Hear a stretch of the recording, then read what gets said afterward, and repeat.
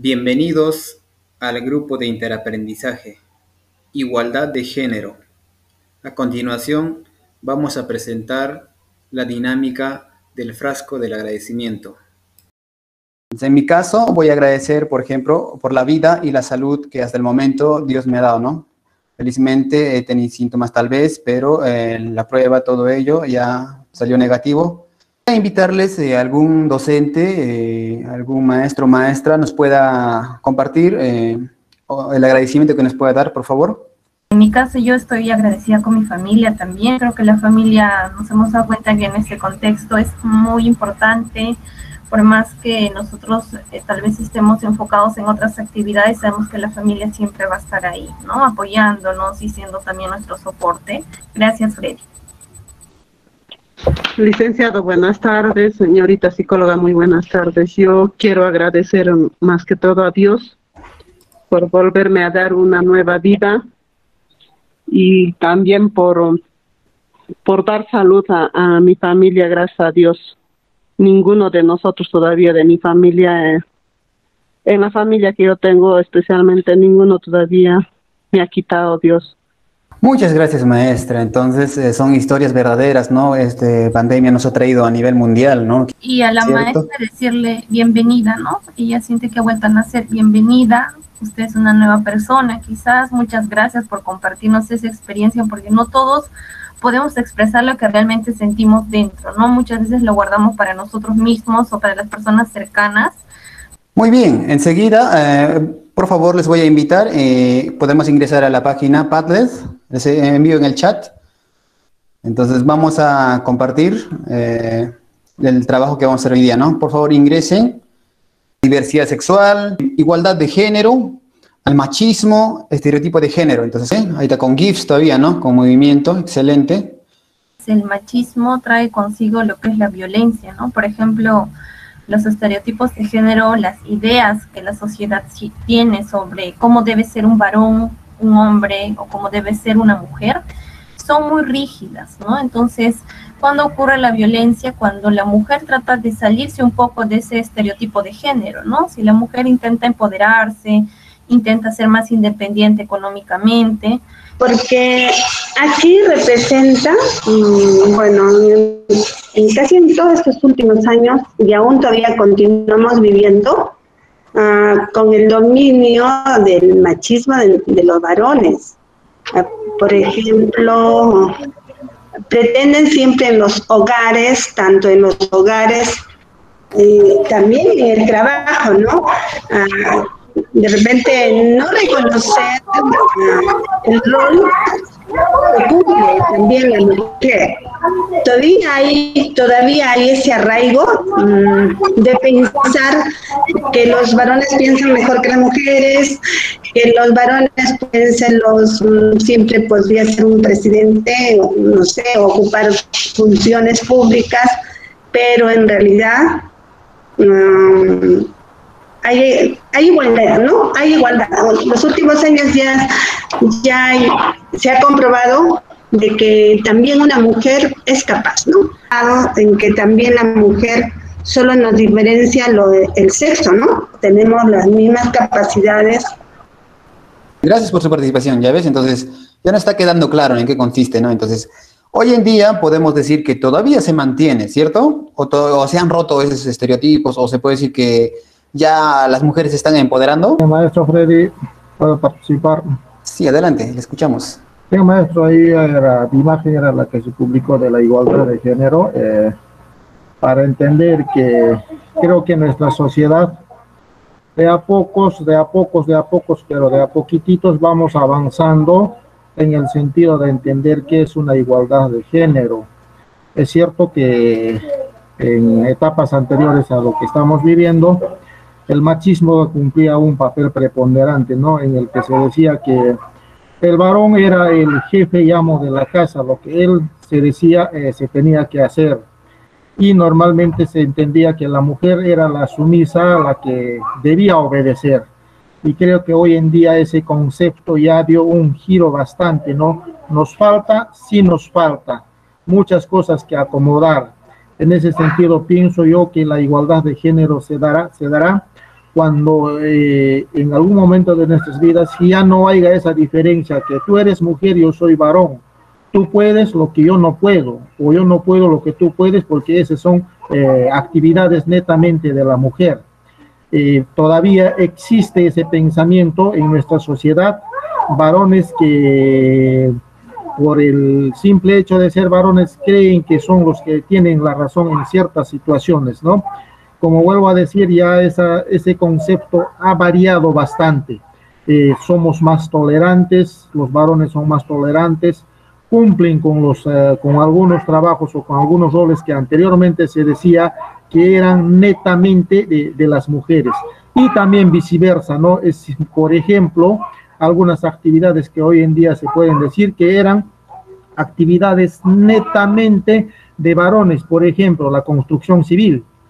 No se ve tanto en nuestra sociedad de Quillabamba, pero en otras sociedades ya se ve que hay mujeres que son maestros de obra, ¿no? Hacen el mismo trabajo al igual que un varón.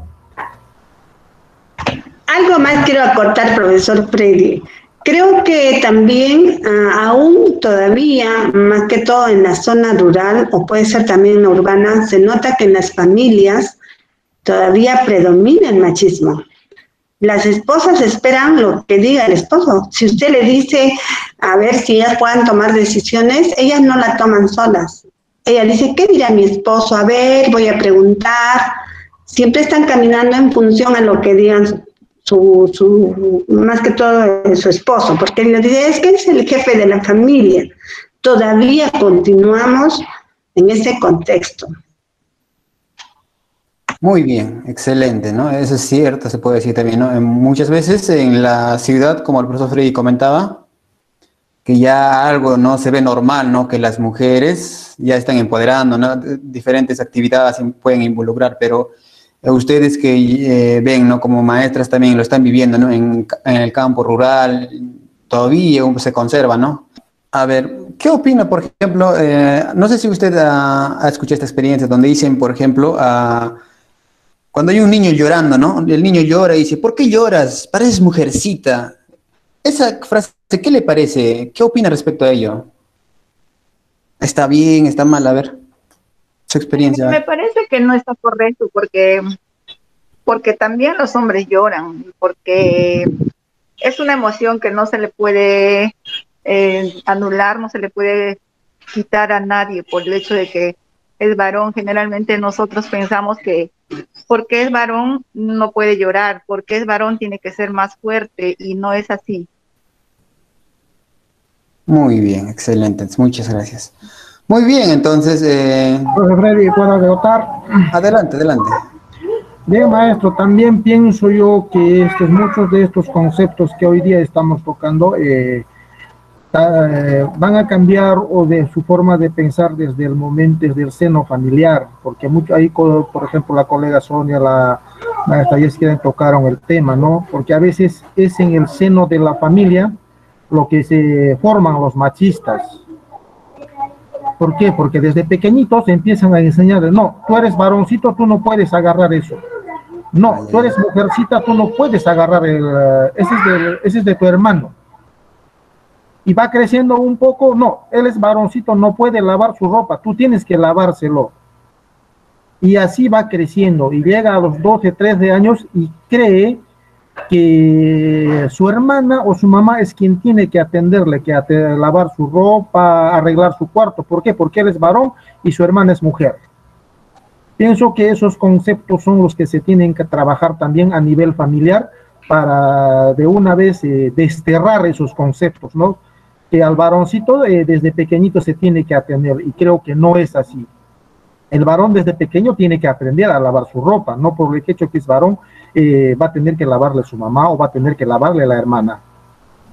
El varón, no por el hecho de que es varón, no va a poder cocinar, no va a poder preparar sus alimentos.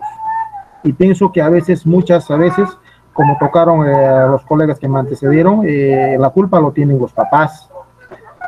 Muchas veces la mamá mismo, siendo mujer, ¿no?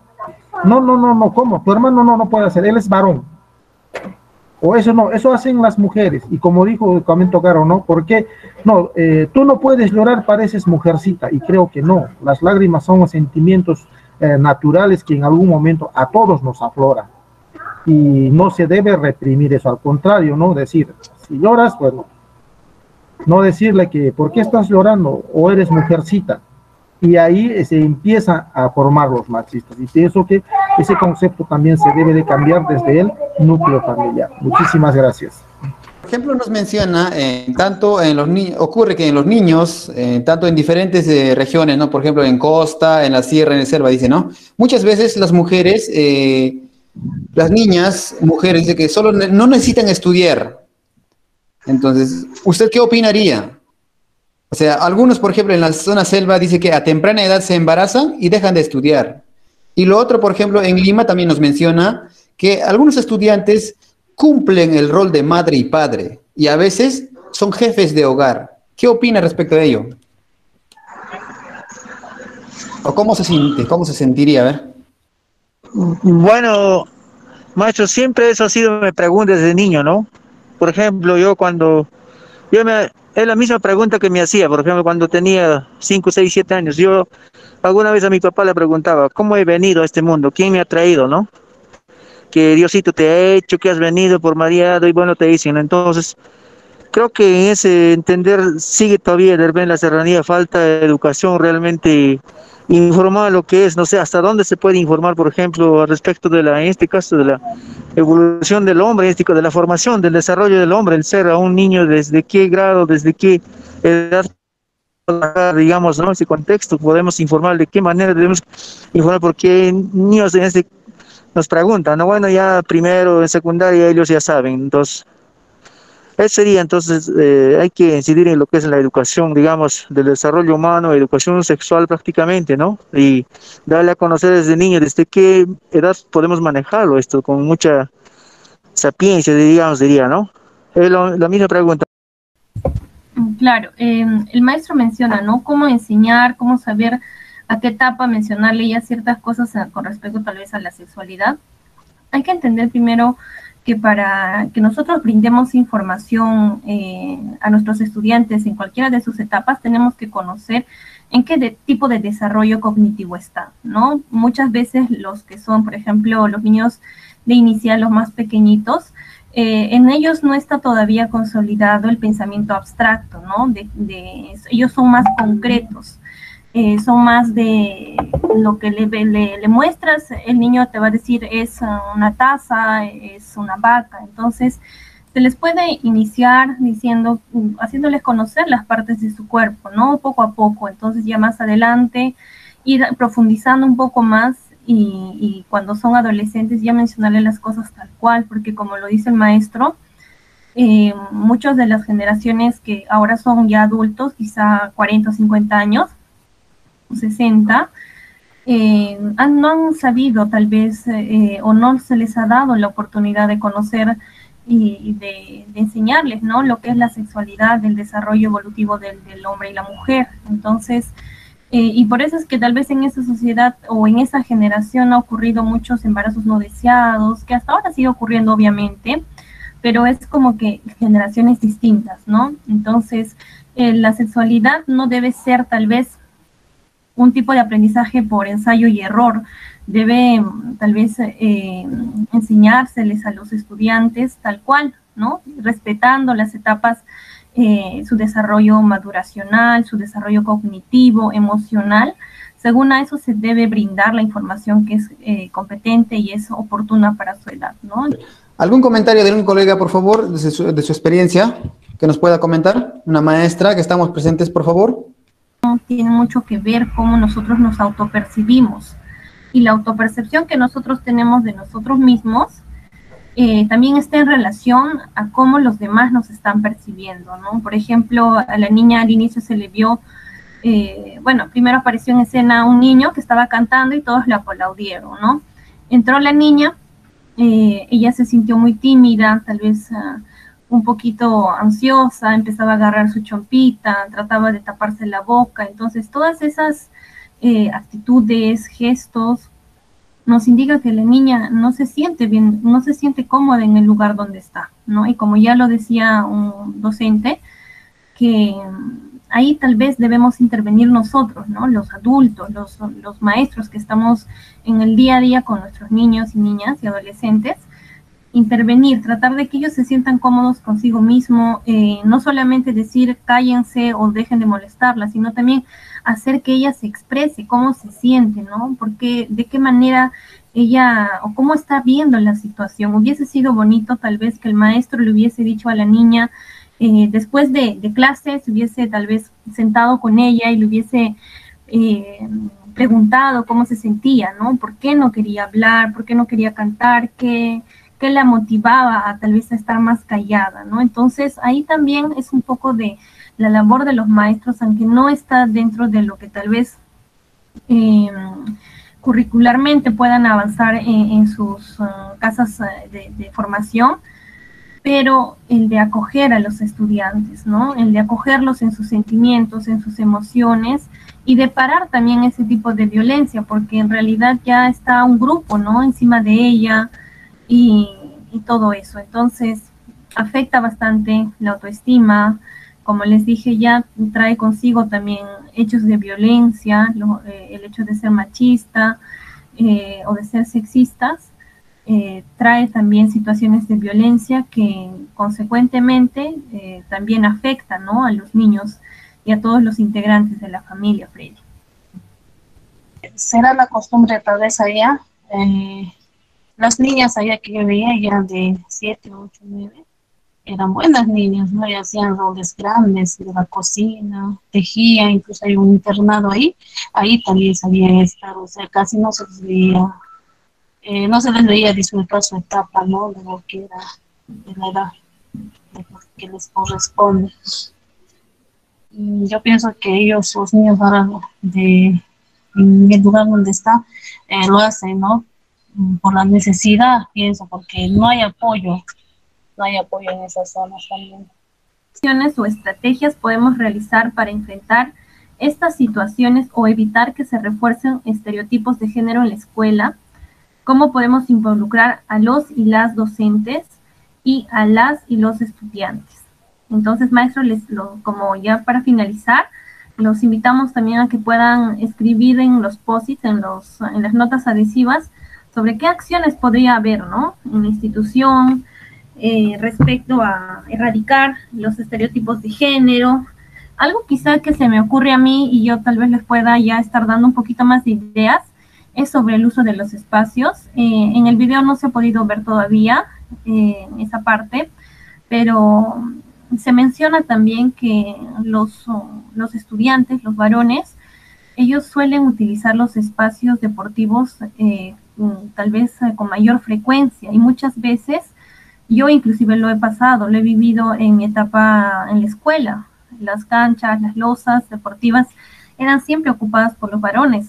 Las mujeres no podían estar ahí. Es más, muchas veces hasta nos caían pelotas, ¿no? En la cabeza, etcétera. Entonces, muchas veces los niños son los que ocupan mayor espacio en losas deportivas, en las canchitas de la institución. Entonces, yo creo que de ahí podemos ver que no es igual, ¿no? No se está dando las mismas oportunidades de juego tanto a los niños como en este caso a las niñas. Quizá lo que podemos hacer como una estrategia para poder erradicar eso del estereotipo de género e incluir también a las mujeres en el deporte, es eso, ¿no? Tal vez hacer horarios de uso de canchitas, en qué horario están los varones, qué días pueden usarlo las mujeres, o qué días ambos pueden consensuar para que todos jueguen, ¿no? Y no se les excluya a las mujeres de ciertos juegos que asumimos que son de varones, pero no es así.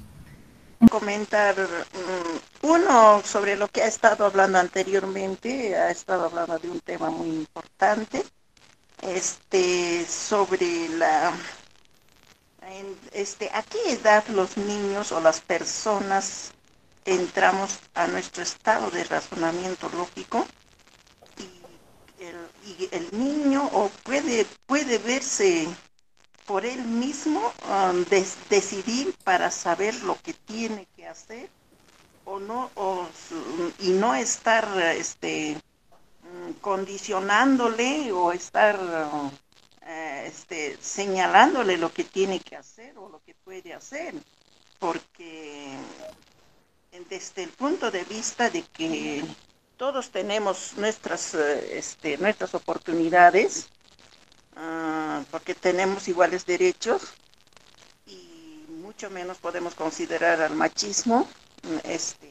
Yo quería saber, ¿no? Esto de que si la edad que entra al razonamiento la persona ya puede decidir de lo que puede y debe hacer, porque finalmente nosotros las personas no somos objetos, quienes nos pueden decir tú haz esto, tú haz lo otro, o es que condicionar, ¿no?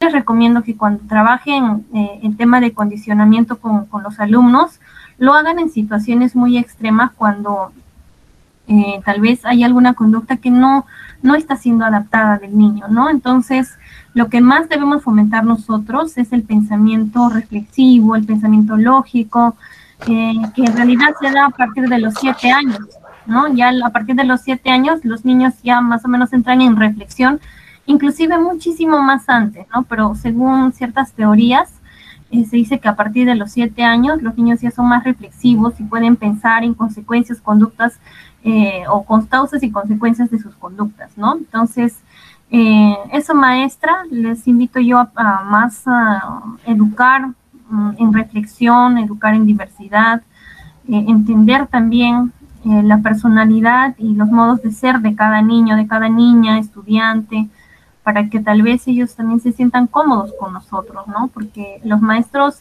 yo por ejemplo, a mis maestros que los recuerdo de la primaria, la secundaria, inclusive desde la universidad también, siempre el maestro cala en nuestra vida, ¿no? Siempre hay un impacto. Entonces, ustedes son un referente de nuestros niños, de nuestras niñas y también de los adolescentes.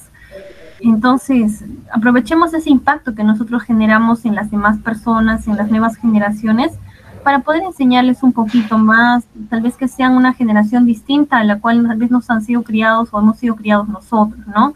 Todo eso en relación a ser mejor como sociedad, ser mejores personas. Podemos llegar, ¿no? ¿Qué acciones podemos realizar para transversalizar y poner en práctica, ¿no? Este enfoque de la escuela, lo que estamos hablando, por ejemplo, de la desigualdad, ¿no? Que hay discriminación, todo ello, por ejemplo, el sistema educativo no llega a varios, no es igualitario, entonces respecto a ello. Claro, lo que tal vez le podemos sugerir a los maestros y maestras es que puedan usar un lenguaje más inclusivo, ¿no? Por ejemplo, cuando se refieran o saluden a los estudiantes, mencionar, ¿no? Buenos días, tal vez niños y niñas, buenos días a las señoritas estudiantes, a los jóvenes estudiantes. Entonces, tratar tal vez de llegar, sabemos que el artículo, cuando nos referimos a los estudiantes, nos indica que puede ser varón y mujer, ¿no? Ambos sexos, pero podemos tal vez utilizar un lenguaje que llegue más a ellos, ¿no? Donde también las mujeres sientan que le estamos hablando a ellas y los varones que los estamos hablando también a ellos. Muy bien, entonces ya vamos a llegar a la reflexión final, ¿no? ¿Por qué será importante, ¿no? El enfoque de igualdad de género? Entonces, maestros, decirles que definitivamente es muy importante porque nosotros, debido a este enfoque, se centra en el respeto, ¿no? Como a lo que somos, una persona, ¿no? Por lo que sea valorado, ¿no? Por la dignidad. Si bien sabemos que tanto varón y mujer tenemos las mismas capacidades, ¿no? Porque solo que la diferencia en lo biológico no estamos mal, pues, ¿no? Ya tenemos diferencias, ¿correcto?